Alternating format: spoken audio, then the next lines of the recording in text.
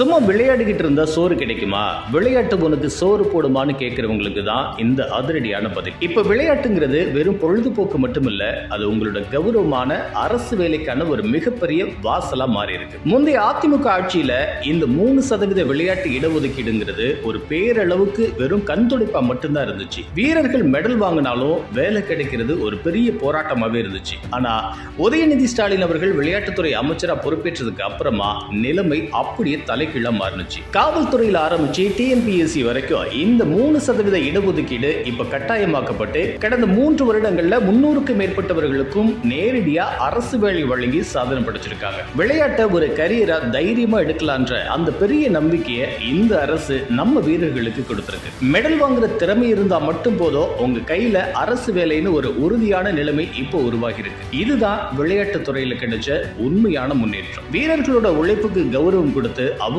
வாழ்க்கையில ஒளியேற்ற நம்ம அரசு நிர்வாகத்தோட இந்த அர்ப்பணிப்பு ஒரு தனி ரகம் தான் சொல்லணும். அரசு வேலை கனவோடு இருக்கிற உங்க நண்பர்களுக்கு இந்த வீடியோவை ஷேர் பண்ணுங்க.